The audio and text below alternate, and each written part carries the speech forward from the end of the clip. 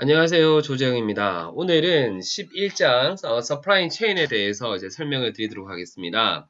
아, 우리 여기 보시면은 서프라이 체인은 뭐 우리가 이전에서도 우리가 챕터 4였나요? 우리가 B2B에 대해서 우리가 살펴봤었죠.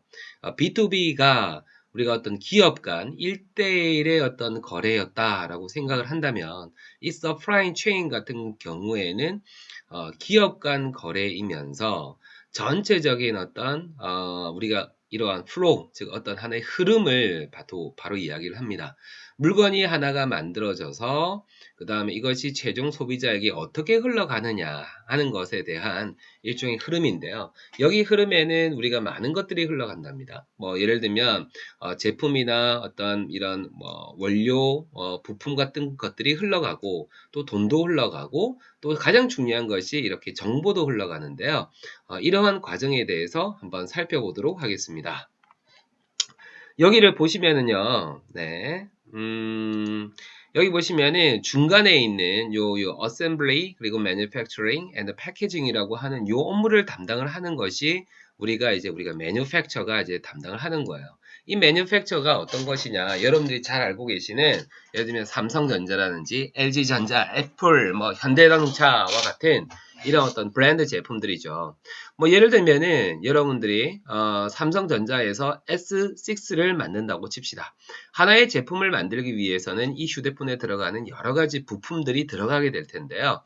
뭐 예를 들면은 AP라든지 메모리, 뭐 또 케이스, 뭐 뒤에 있는 커버 케이스라든지 또는 뭐 LCD와 같은 이런 어떤 그 앞에 있는 유리 부분도 들어갈 거고요. 또 배터리도 들어갈 거고 안테나 같은 것들도 들어가겠죠. 그래서 이러한 제품들을 모두 이제 뭐 삼성전자가 만드는 시대는 지나갔죠. 이러한 잘 만드는 어떤 부품들은 예를 들면은 이런 공급업체를 통해서 전달을 받게 되고요. 이 전달한 어떤 부품들과 어떤 재료들을 여기에서 어셈블리, 그러니까 하나로 모아서 그 다음 이것을 제조하고 그리고 이것을 패키징, 즉 포장을 한 다음에 보내게 됩니다. 이렇게 우리가 공급 사슬에서 이러한 우리가 그 공급자들, 이러한 부품이나 이런 부분들을 공급해주는 곳을 우리가 서프라이어들이라고 이야기를 합니다.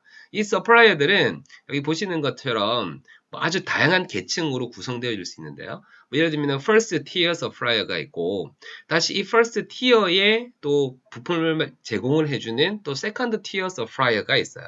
뭐 앞에 제가 말씀을 드렸던 뭐 현대자동차를 예를 들어 봅시다. 뭐 범버를 제공해주는 그런 1차 협력 업체가 있으면 이 범버가 만들기 위해서 들어가는 2차 협력 업체는 예를 들면 범버를 만들기 들어가는 여러 가지 뭐 강판이라든지 플라스틱 뭐 이러한 것들을 이 여기 보시는 first tier supplier에게 공급해주고 이것을 범버를 만들어서 자동차에 현대자동차에 공급을 하게 되죠. 그러면 여기에서도 역시 많은 어떤 부품들을 역시 제공해 줄 겁니다. 뭐 에어컨이라든지 뭐 이런 부분들이 이제 들어가겠죠. 그럼 모든 제품들을 하나로 만들어서 이것을 보시면은 디스트리뷰션 센터로 보내지는데 이 디스트리뷰션 센터가 우리가 흔히 말하는 유통 센터 또는 물류 센터라고 생각하시면 되고 이런 역할을 해주는 것이 뭐 예를 들면은 홀세일이라고 해봅시다. 즉 도매다 이렇게 생각을 해보는 거죠. 그러면 이런 도매상에게 넘기고 이 도매상은 다시 소매 즉 판매 대리점에게 넘기고 판매 대리점을 통해서 커스터머가 물건을 구매하게 되어지는 이런 형태를 가지게 됩니다. 우리가 보통 서프라이 체인은 예를 들면 이러한 우리가 매니팩처가 하나라고 한다면은 여기에 보시는 서프라이들은 예를 들면 하나, 둘, 세 개. 다시 이 first tier 서프라이어들에게는 다시 2차 공급업체가 하나, 둘, 뭐 또 이런 식으로 이루어질 수 있습니다. 그래서 또 여기에는 또 막 이렇게 이제 달려져 있겠죠. 이런 식으로. 예. 그 다음에 하나의 매니팩처가 제품을 만든 다음에 이것을 홀세일러들에게 자기가 거래 계약하고 있는 그런 또 뭐 예를 들면은 한 세 개라고 봅시다. 세 개의 어떤 도매업자에게 넘기고 이 도매업자는 다시 자기가 관리하고 있는 소매 대리점에 이렇게 물품을 공급을 하게 되는 거죠. 그 다음에 하나의 대리점에서는 또 여기 대리점에서 사는 고객들이 또 굉장히 많이 존재할 거 아니에요. 또 이런 식으로 존재되겠죠. 그래서 이 모습을 보시면 마치 우리가 피라미드 두 개를 엮어 놓은 것 같은 구조를 가집니다. 즉 제일 밑단에는 이거는 커스터머예요. 그래서 커스터머가 제일 많고 그 다음에 다시 소매가 있고 이 소매는 다시 도매가 있고 그 다음에 제조업체가 있고 1차 공급업체, 2차 공급업체, 3차 공급업체 뭐 이런 식으로 이제 나뉘게 됩니다. 그래서 마치 이제 이런 피라미드와 같은 이런 이제 형태가 구성이 되어지는데요.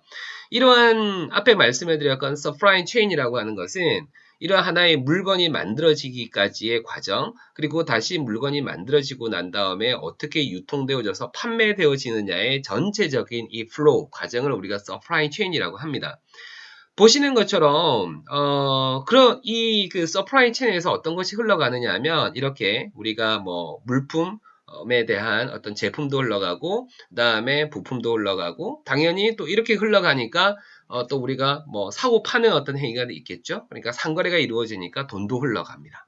근데 정말 중요한 것은 정보가 흘러가는 거예요. 다시 말씀을 드리면 이 제조업체가 과연 뭐 앞에 말씀드렸던 삼성전자가 갤럭시 S6를 도대체 몇 대를 만들어야 될까? 이것을 우리가 수요 예측을 하게 됩니다.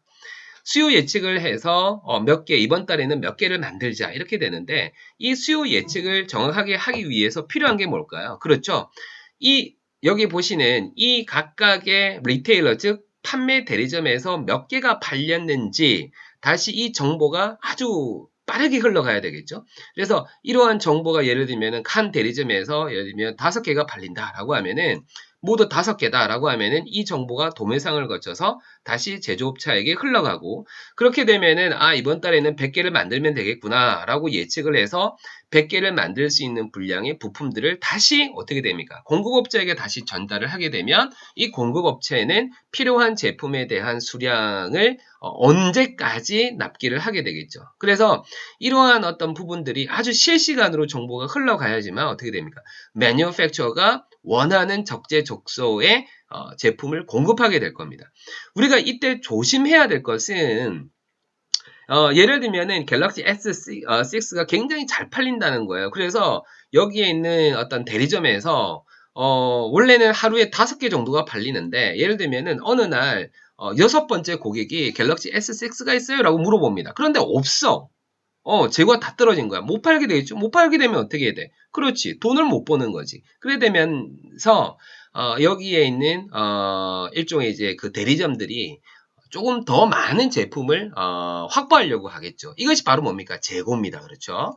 그래서 재고는 양날의 칼인데, 재고가 많이 쌓여져 있으면 어떻게 될까요? 제품을 즉각 팔 수 있겠지만은 재고가 많아지면 어떻게 되느냐? 만약에 이 제품이 안 팔리게 됐을 때에는 리스크가 생기겠죠. 뭐 땡처리를 해야 되거나 또는 재고를 하기 위해서는 많은 비용이 들어갑니다. 사람도 써야 되고 창고도 있어야 되겠죠. 자, 또 큰 문제는 뭐냐면은 5개가 팔리면 되는데 모두 한 7개씩 이렇게 주문을 더 많이 확보하려고 재고를 확보하려고 다시 말하면 2개를 더 얹어가지고 주문을 하게 되죠. 만약에 모든 대리점들이 이렇게 된다면 여기에 있는 도매상들은 물류센터는 더 많은 제품이 원래는 뭐 100개인데 지금 보니까 주문 들어온 게 약 한 200개가 되는 거예요. 그래서 200개인데 이 대리점은 이 공급 도매상은 또 다른 그 도매상과 경쟁을 하니까 이 200개에서 한 250개를 불러버리는 거예요. 그래서 원래 제품은 100개만 팔리면 되는데 뭐 제품이 1000개씩 이렇게 주문이 들어오게 되면은 제조업자는 1000개가 판매되어지는 줄 알고 더 많은 공급 부품을 또 오더를 내리게 되겠죠. 이렇게 되어지는 것을 우리가 블리드 이펙트라고 이야기를 합니다. 이게 공급 사슬을 잘못 우리가 운영하게 되면 이런 현상이 발생되어지거든요. 이번 장에서는 그래서 우리가 서프라이 체인의 매니지먼트 즉 이 굉장히 왜 중요한가 그리고 이러한 부분들에 대한 그 부분을 오류를 없애기 위해서 최신 기술인 RFID와 그리고 가시성을 어떻게 높일 것인가 또 어떻게 협력 체계를 구축할 것인가에 대해서 살펴보도록 하겠습니다. 자, 모두 수고하셨습니다. 안녕.